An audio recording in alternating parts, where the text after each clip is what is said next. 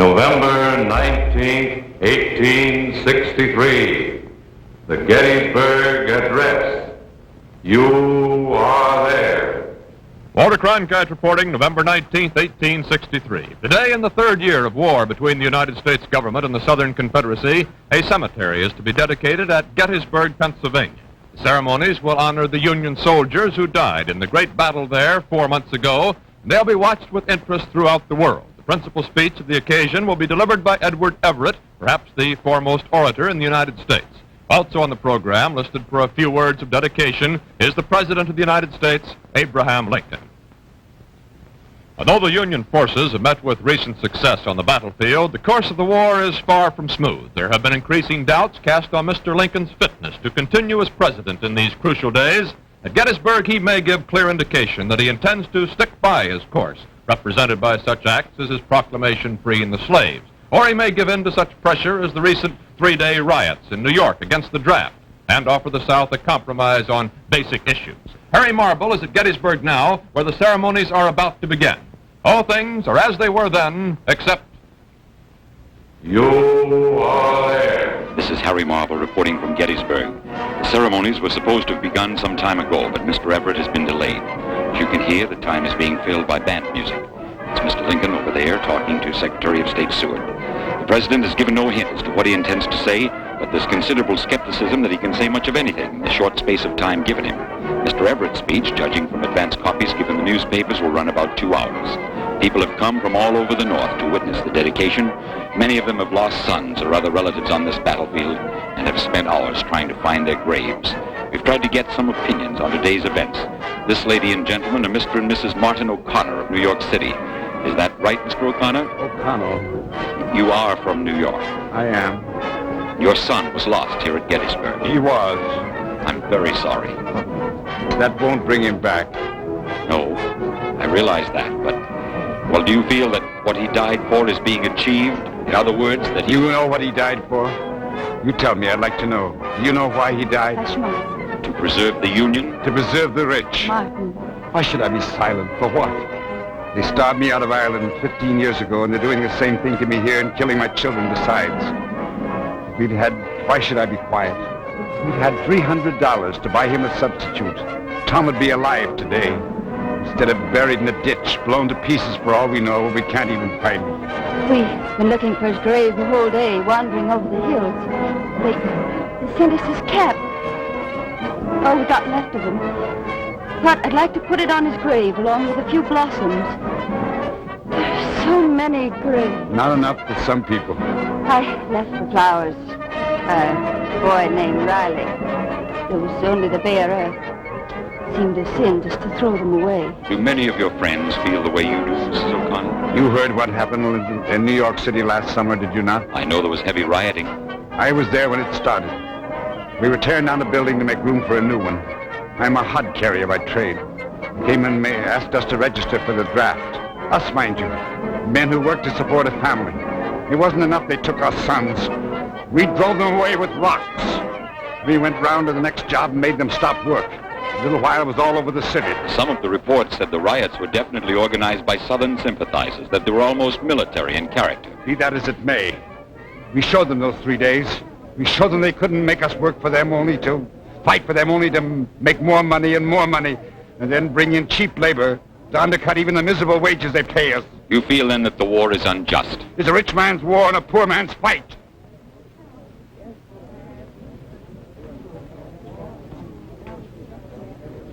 He's a rich man's president. The sooner he's out and the Democratic Party's in, the better for all concerned. May I ask what you would like to hear Mr. Lincoln say today? That is, what do you think he should say? He should say, I'm in the war tomorrow and saving the sons of honest men. Seeing that a man doesn't have to work all day like a dog, for only enough to keep the clothes on his back from falling off. That's what he should say, but he won't. You don't think, then, that to preserve the Union or put an end to slavery... How about our slavery? Who's thinking of that? What are they freeing the slaves for, I ask you? And I'll tell you, come and take our jobs, that's what's for. Should give a reason. Mr. Lincoln? Yes. Yes, a reason. People can understand. Because without that, all you can see is the awful will of God. And that's not enough. You'll forgive my saying. We've heard enough of their reasons. We told them that in New York City. No. No, what you did those days in New York, that wasn't right either. I saw a poor colored man hanging from a lamppost. And God-fearing, religious men standing underneath, screaming like animals. It was terrible. Terrible. You can push men only so far, Mary. But not to do a thing like that. That isn't why Tom was taken. I won't believe it. I won't. Why do you think your son died, Mrs. O'Connell? I don't know. But not for that. Not for that. I'm sorry, Mrs. O'Connell. Please excuse us. Mr. Everett still hasn't arrived. It's almost noon now, and the crowd is getting a little impatient. We've decided to fill the time until Mr. Everett's arrival with a roundup of both pro- and anti-Lincoln points of view, including, if possible, an interview with Mr. Jefferson Davis, President of the Confederacy. Bill Leonard is now at the headquarters of General Ulysses S. Grant, who has just scored the sensational success at Vicksburg, and we take you there now. Come in, Bill Leonard. Unfortunately, General Grant is in the field inspecting some of his troops. He'll be unable to give an interview. However, I have permission to speak to one of his generals, William Tecumseh Sherman. He's here now. General Sherman's well qualified to give a balanced picture of the situation. Not only a top military man, but before the war, head of Louisiana State Military Academy, therefore well acquainted with conditions in the South. General Sherman, you're the author of a letter to President Lincoln on the present situation. It's attracted considerable attention in the capital. Is this true, sir? What's your advice on the situation? Very simple. The South must be ruled by us, or she will rule us. We must conquer them or be conquered ourselves. You think then, sir, that compromise is impossible? Absolutely. Who runs the South? The plantation owners. The only way we can manage them is by action. Nothing but the logic of events touches their understanding. But of late, this has worked a wonderful change. You mean their attitude is changing? Well, I think some of them are a little sicker of what they started than they were 6 months ago. Not all of them, though. You take the young bloods, sons of planters, lawyers about town, the good billiard players, men who never did work and never will. War suits them. Do you consider them a threat? I consider them the most dangerous set of men that this war has turned loose upon the world. You see, they have no property or future, and so they cannot be influenced by anything except personal consideration. And they hate Yankees. All Yankees. General, what do you think should be done with people like that? Kill them or employ them. There is no other choice. You don't think negotiations possible? I think there is only one way to deal with these insurgents who sneer at all overtures looking at their interest. We must make them so sick of war that generations will pass away before they will again appeal to it. Is that what you would like to hear Mr. Lincoln say, that the war must be pressed without mercy? If it were possible to resolve this conflict any other way, I would be for it. But they forced the war, began it themselves, and they will listen to no reason that does not have blood on it. Therefore, I would say to them, if you persist in this, we will penetrate into the innermost recesses of your land. It makes no difference whether it be in 1 year, or 2, or 10, or 20. We will do it in our own time and our own way. If need be, we will remove and destroy every obstacle, take every life, every acre of land, every particle of property, everything that to us seems proper. We will not cease until this end is attained. We will regard all who do not aid us as enemies, and we will not account to them for our acts. If you oppose us, you do so at your peril. And if you stand by, mere onlookers at this domestic tragedy, you will have no right to immunity, protection, or share in the final results. I would say that to them. And if they do not listen, I would carry it out to the letter. And when I was through, they would have learned a lesson that they should have learned before from their history books. That it is not profitable to start a war unless you are able to finish it. Thank you, General Sherman. We're still trying to make contact with Jefferson Davis to get his views. Mr. Davis has indicated that he will have a statement to make in a short while. Meanwhile, we've contacted the governor of North Carolina, Zebulon B. Vance, a man who's become somewhat of a controversial figure within the Confederacy. Don Hollenbeck is with Governor Vance now, so come in, Don Hollenbeck. This is Governor Vance of North Carolina, a young man who can be considered to represent what peace sentiment exists in the South today. Governor Vance, could you give us an idea of what your position is regarding this war? I would welcome a reunion of the states and any peace compatible with honor. It's said that North Carolina is full of Union sentiment. Is that true? Let us say many of the people of North Carolina are reluctant to continue a war for the sake of slave owners. You see, we are not a cotton state. Our people are farmers, fishermen, mountaineers. They will fight for their own rights. But when these are trampled upon by the very side they're supposed to defend... How do you mean, sir? 2 months ago, a Georgia regiment burned the offices of a newspaper in Raleigh for printing an editorial in favor of peace. I had to write to Secretary Seddon and threaten to call out my militia against them. I've also had to protest against private speculation here by Confederate War Department officials. And I've served notice on Richmond that my state troops would take action against any Confederate authority who might try to deny the right of any North Carolina citizen to a writ of habeas corpus. Are you aware, sir, that those same criticisms are being directed by large numbers of Northern citizens against the Union? I'm not concerned with what inequities occur north. My concern is here. Well, all right. Now, do you think if Mr. Lincoln called for compromise with the South, say in his speech at Gettysburg today, that peace could be effected? I believe that any peace terms that would neither enslave us nor degrade us would be welcome in the South. Of course, I cannot predict what Mr. Lincoln will or will not do, but I know what he would be wise to do, and that is to call for peace and offer terms, fair terms. And what do you think should be done by the Confederacy? What I think is not exactly popular. Not with our statesmen, at any rate. Some have even called me traitor. My position is not an easy one. But what do you think, sir? On our part, we too should offer terms that are fair and not degrading to the North. If they are accepted, well and good. And if they're rejected? Then don't you see, it can only strengthen and intensify the war feeling in the South, and provide for the Confederate government that unity which it still lacks. So you see, such an act would not only be popular, it would be excellent politics. Well, now, suppose that failed. Would you consider bringing your state back into the Union? I have considered many things, but it is not my state to dispose of like a horse or a gift of some sort. Each day the war goes on. Carolina boys are being killed by Ohio bullets. What is right? To join those who've been killing you? To continue to fight even though you have doubts about the cause? Must be one or the other. The middle ground was shot away at Sumter. And what will you do, sir? At the moment, I strive for peace and continue on the side of war. Thank you very much, sir. Mr. Jefferson Davis is ready now, and Edward P. Morgan is with him. Come in, Edward P. Morgan. Mr. Davis has been working all morning on reports from Confederate armies in the field and has just stopped for lunch. With him is Alexander H. Stevens, the Vice President of the Confederacy. We have asked Mr. Davis for a comment on Mr. Lincoln's speech today at Gettysburg. What kind of speech can he make? Either he can tell the truth or he can lie. If he lies, there's no telling what he will say, that their cause is just, that the war is almost over, that the North is united. But if he tells the truth, he can say only one thing. The North is in trouble, deep, desperate trouble. What kind of trouble, sir? You know what happened in New York. The war being unjust is unpopular. The people begin to riot. Democrats grow stronger. Lincoln himself is increasingly repudiated by his own party. Do you think he will be renominated for the elections next year? I doubt it. Unless he can show greater promise of winning the war. Well, what about the victories at Vicksburg and Gettysburg? One swallow does not make a summer.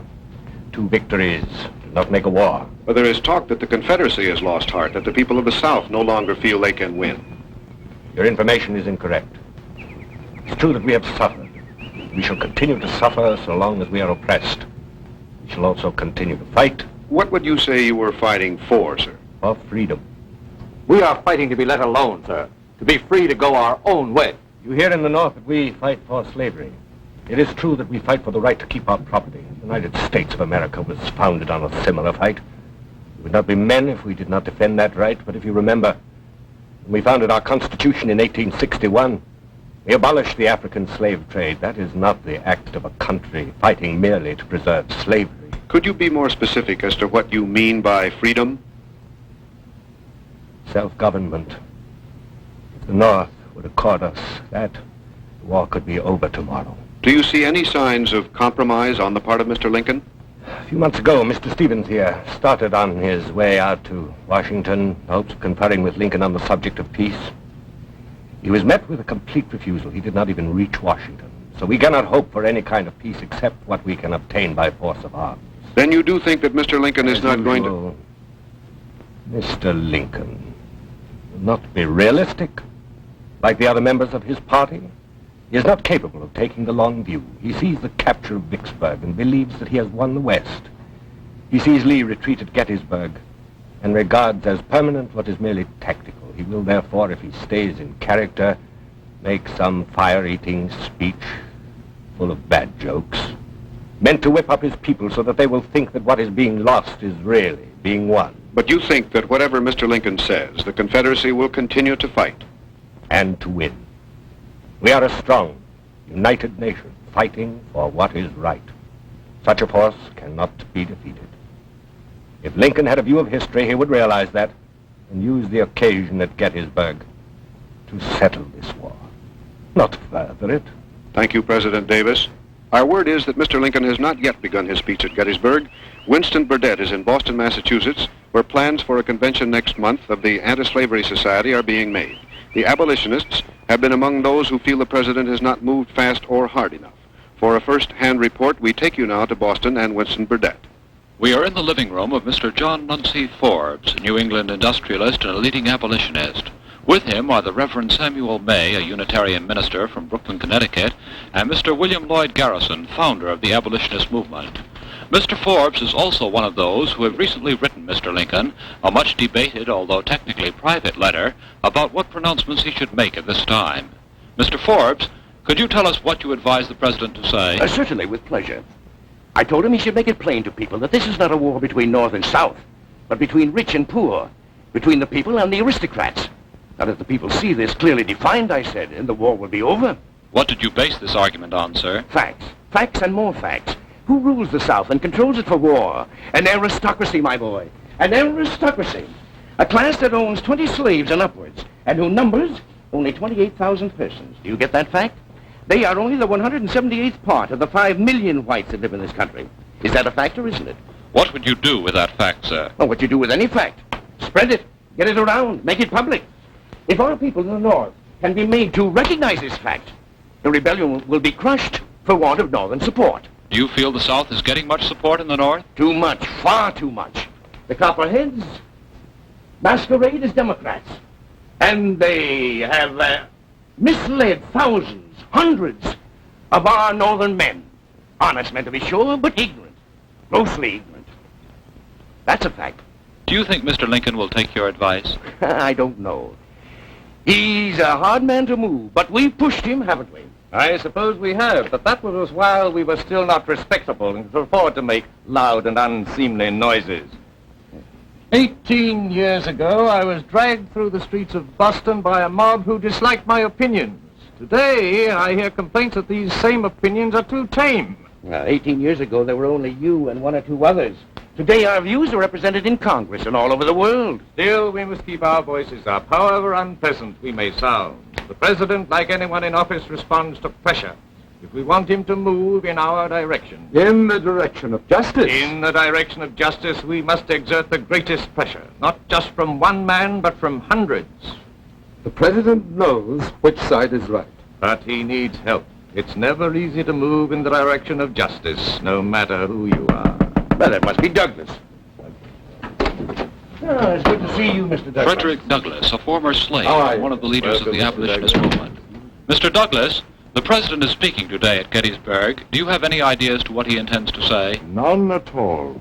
What do you think he should say? I know what I should say. What Mr. Lincoln should say is up to him. Do you feel, as does Mr. Forbes, that he should emphasize the conflict of this war as between the people and the aristocrats? It wouldn't do any harm. What is your own feeling about Mr. Lincoln? Do you think he has the support of the people? He has the support of my people. You've met Mr. Lincoln, haven't you? Yes, at the White House. He impressed me as what everyone said he was. An honest man. No one doubts his honesty. That's a fact. It's just that he moves so slow. We talked about that, too. He quoted a speech I'd made in New York in which I criticized the hesitations of his policy. And he said something that stuck by me ever since. He said, Mr. Douglas, I think it cannot be shown that when I have once taken a position, I have ever retreated from it. Well, that's true enough. He sticks by what he does when he gets around to doing it. But he's got to be pushed. There's no doubt about that. I think we worry too much about Mr. Lincoln. If the country is to be saved, it will not be by the captain, but by the crew. If we are to push the president, we must also support him. And if we want him to take a position he fears or is unprepared for, we must then show him that he possesses not just the power of the throne, but the power behind the throne, greater than the throne itself. The power of the people. If Lincoln feels he has that power behind him when he gets up to speak today, he will hold up a light that the whole world will see. And if we believe in what we fight for, we will get to work to provide him with that power. We have just received word from Gettysburg that Mr. Everett has finished his speech. Come in, Harry Marble. Mr. Everett has completed his speech, and the Baltimore Glee Club has just finished singing an ode written especially for this occasion.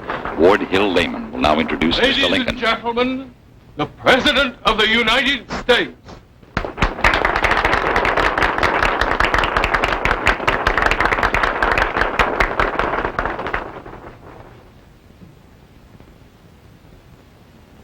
Fourscore and 7 years ago, our fathers brought forth on this continent a new nation, conceived in liberty and dedicated to the proposition that all men are created equal.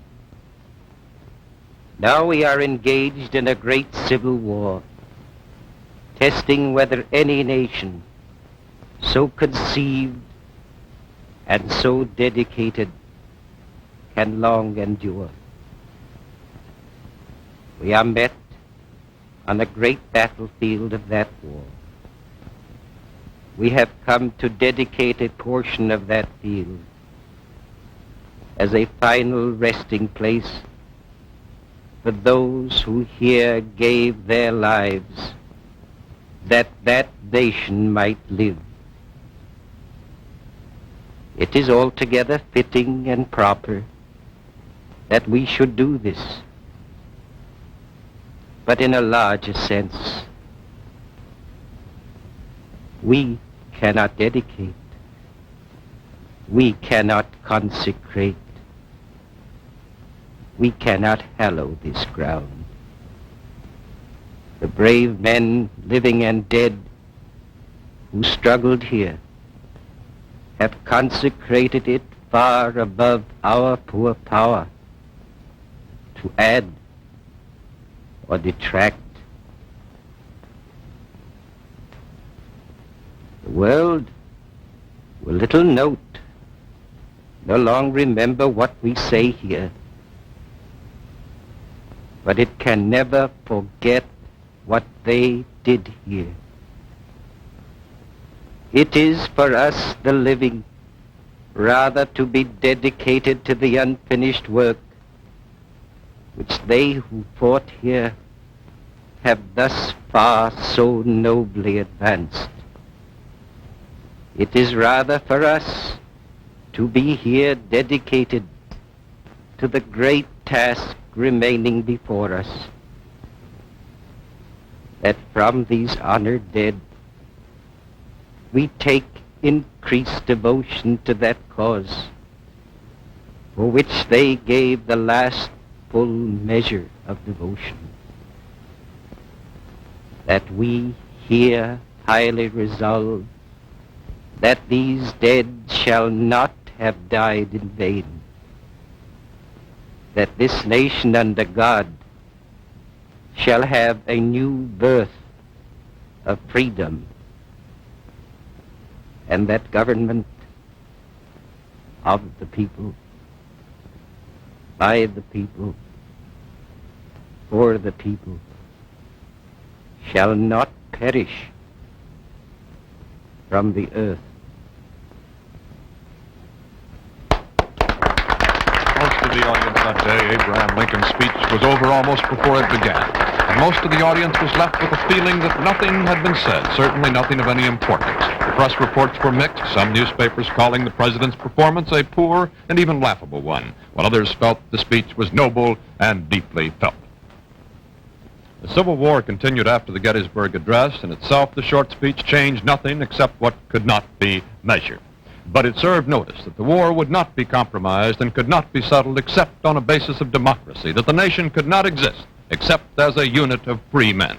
The Gettysburg Address was no clear blueprint for the future, but for that time and through the years, it has been a stirring affirmation of a simple yet easily forgotten fact, that men have died and will continue to die for the right to be free, and for their death to have its complete meaning, the living must also continue to defend that right. What sort of a day was it? A day like all days, filled with those events that alter and illuminate our times. And you were there.